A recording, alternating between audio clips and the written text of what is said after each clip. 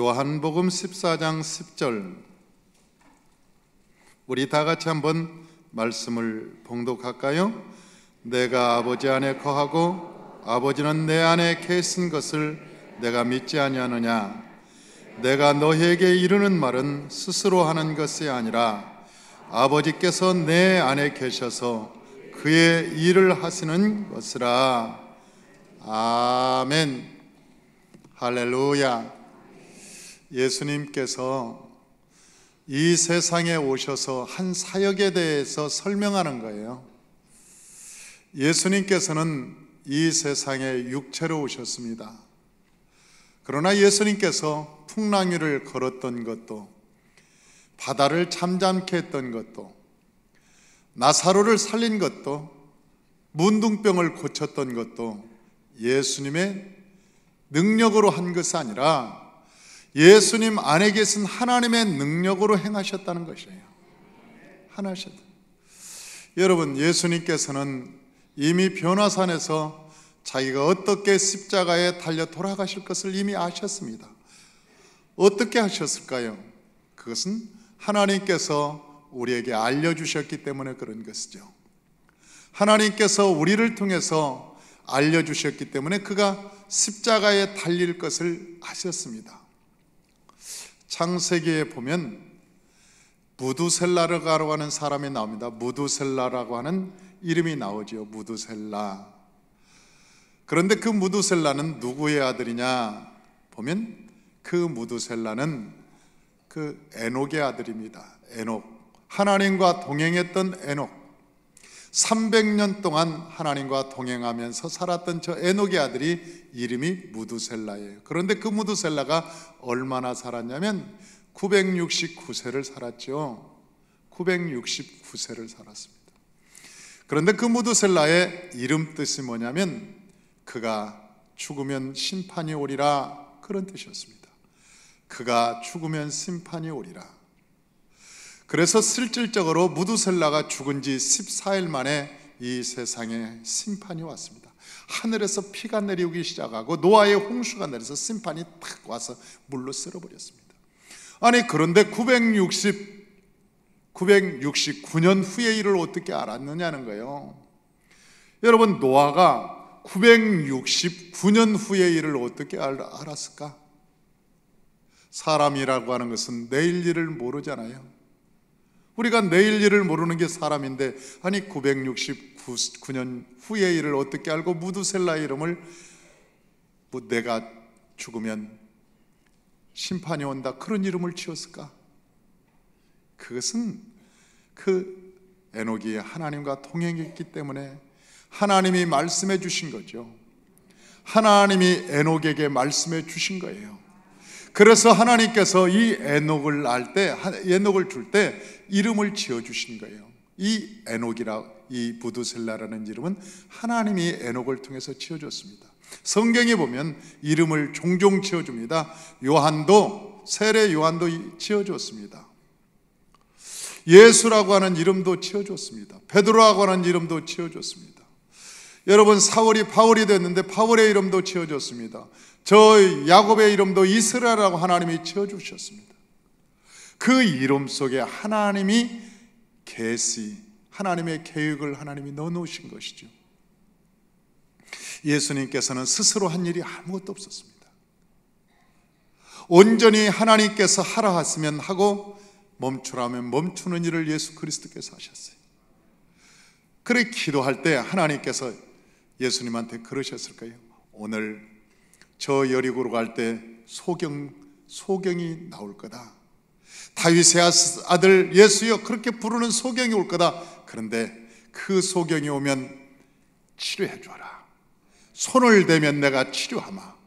아마 그런 말씀을 하셨을 거예요. 예수 그리스도, 오늘 본문에 보니까 내가 스스로 한 것이 하나도 없고 내 안에 계신 주님께서 그 일을 하셨다. 내 안에 계신 하나님께서 그 일을 행하셨다, 그러는 거예요. 이걸 갖다가 우리는 창세기에서 주권이 세워진 삶, 그렇게 얘기합니다.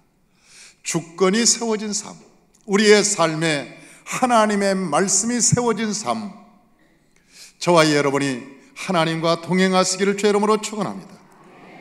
그리고 그 동행한 사람에게 어떤 역사가 일어나느냐? 보혜사 성령이 이 땅에 오시게 된다는 거예요. 여러분, 예수께서는 하나님이 계셨지만 우리 안에는 보혜사 성령이 오신다고 그랬어요. 우리 하나님의 말씀을 보십시다. 25절, 우리 25절, 26절 한번 다 같이 읽어보십시다. 내가 아직 너희와 함께 있어서 이 말을 너희에게 하였거니와 보혜사 곧 아버지께서 내 이름으로 보내실 성령, 그가 너에게 모든 것을 가르치고 내가 너에게 말한 모든 것을 생각나게 하리라. 아멘. 할렐루야. 야, 저는 요한복음을 보면서 요한이 어떻게 이 자세하게 성경을 썼을까? 마태가 어떻게 이 마태복음을 다 썼을까? 여러분, 마태는 세리였습니다. 그렇게 똑똑한 사람이 아니었어요. 여러분, 여기 성경을 기록한 사람들이 그렇게 똑똑한 사람이 아니었습니다. 요한은 펫사람이었습니다. 그런데 이 문체를 보면은요, 대단한 문체입니다. 이 글을 보면 대단한 글입니다. 그런데 어떻게 이 글을 썼겠냐는 거예요. 오늘 본문에서 그 이유를 알 수 있잖아요. 성령께서 생각나게 하셨다는 거예요. 성령께서 모든 것을 생각나게 하셨다는 거죠. 성령께서 생각나게 하셨다는 거예요. 우리가 여러분 IQ를 걱정할 필요가 없는 거예요. 우리가 배운 것이 가방끈이 짧다고 여러분 걱정할 필요도 없는 거예요. 우리가 이 세상을 살아갈 때 머리 걱정할 필요 없고 나이 걱정할 필요 없고 여러분 아무것도 걱정할 필요 없어요. 성령이 우리 가운데 오시면 하나님께서 우리에게 지혜를 주시는 거예요. 명철을 주시는 거예요. 우리 안에 성령이 오시면 지식의 영을 주시는 거예요. 예언의 영을 주시고 깨달음의 영을 주시는 거예요.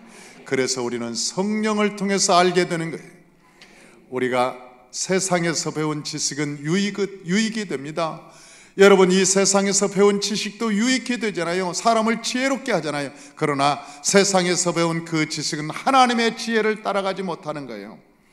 성령이 주시는 지혜야말로 세상 끝날까지 유익한 지식입니다. 그러므로 하나님께서 우리에게 성령을 부어주셔서 우리를 통해서 일을 행하시겠다, 그렇게 말씀하시는 거예요. 우리를 통하겠다. 아니, 이 대화동에서 백석동으로 교회를 이사를 한 적이 있었습니다. 그런데 그 백석동으로 이사를 가고 나서 제가 막 기도를 하는데 하나님이 얼마 있지 않아서 너 대화동 건너편으로 이사 갈 거다, 그런 마음을 주셨어요. 야, 그래서 그때 생각에는 한 2-3년 걸릴 모양이다. 왜냐하면 주님의 말씀이 내가 들을 때 아주 긴박하게 들었기 때문에 2-3년 후면 이전할 것 같다. 그래서 그때로부터 시작을 해서 땅을 보러 다녔습니다. 어디까? 저는 저 운동장인 줄 알았어요. 대화동 건너편이라고 그래서 운동장 정도 있나? 그 앞에 보니까 군인들이 있습니다. 이 군인들이 철수하고 여기다 하나님께서 교회를 세울까? 아니면 여기다 세울까? 그러면서 그 주변 땅을 다 세월이 가도 땅을 안 줍디다. 아니, 하나님께서 금방 주실 줄 알았어요. 저는 왜 그렇게 말씀하셔서. 그런데 하나님이 땅을 주기까지는 10년이 넘게 기다리게 하셨어요. 10년이 넘게. 하나님이 말씀하신 것은 반드시 주는데 기다림이 필요합니다. 하나님이 내가 그러면서 땅을 보러 다니면서 부동산 그 사장님들한테 그랬어요. 다 가서 거래까지 다 했어요. 뭐라고 그러나, 서로 말하는 걸, 서로 사겠다고 얘기하는 걸 뭐라고 하잖아요. 서로 모르면 말고 우리가 뭐 땅 사본 적이 있어야지. 그러니까 그래서 땅을 살 것처럼 다 얘기를 했다고. 내가 그랬더니 그분이 하는 얘기가 이 땅을 빨리 사십시오. 이 좋은 땅인데 빨리 안 사면 넘어갑니다. 그래서 내가 그랬어요. 그때 우리 아버지가 허락하셔야 됩니다.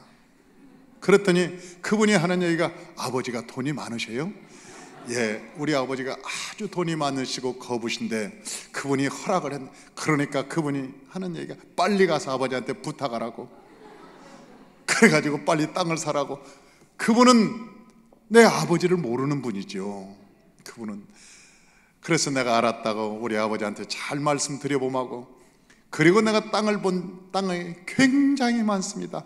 저는 그때 당시 2, 3년 후에 줄 알았어요. 아무것도 가진 것이 없으면서도 계속 보러 다니는 거예요. 계속 돌아다니면서 이 땅인가 이 땅인가 이 땅인가. 그런데 어느 한 몇 년을 돌아다니다가 나도 지쳤어요. 안 주니까. 나는 그때 아브라함이 생각나더라고. 아브라함이. 왜? 아브라함이 아들 준다고 그러더니 안 주셨어요. 5년 지나도 안 주셨어요. 75세에 나왔는데 여러분 80이 되어도 안 주고 90이 되어도 안 주고 95세에도 안 주고 나중에 99세쯤 되어서 천사들이 와서 아브라함에게 당신한테 아들을 주겠소. 그러니까 이 아브라함이 안 믿은 거 아니에요. 성경이 봐요. 아브라함이 안 믿고 하는 얘기가 주님 안 줘도 괜찮습니다. 저 이스마엘이나 안 죽고 살았으면 좋겠습니다. 아니 내가 한두 번 들은 것도 아니고 내가 기다렸다가 또 실망하니까 하나님 괜찮습니다. 안 줘도 내가 하나님을 잘 믿겠습니다. 그러니까 준다 안 준다 하지 말고 저 낳은 이스마엘이나 좀 살게 해주십시오. 아니 그렇게 기도하는 내용이 나오잖아요 성경에. 얼마나 아브라함이 기다리다 지쳤으면 그랬을까. 그런데 참 하나님도 조금 얄궂으셔. 우리가 기운이 다 빠지고 힘이 없어서 그러고 있을 때 또 역사하시더라고. 이러고 있을 때 또 하나님께서 야 기운을 내봐. 그러면서 또 하나님께서 역사를 하시는 거예요.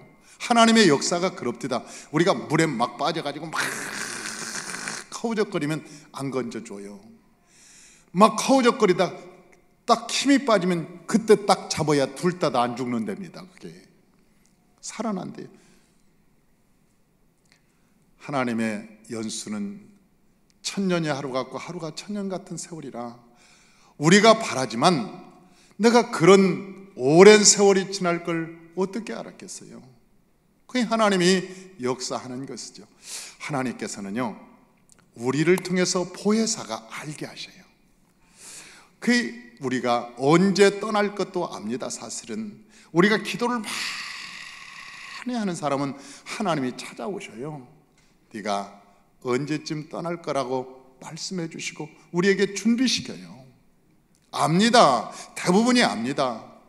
하나님과 교통하는 자는 하나님께서 떠날 자를 알게 하시는 거예요. 우리가 앞으로 이 사업이 성공할지 안 할지를 알게 되는 거예요.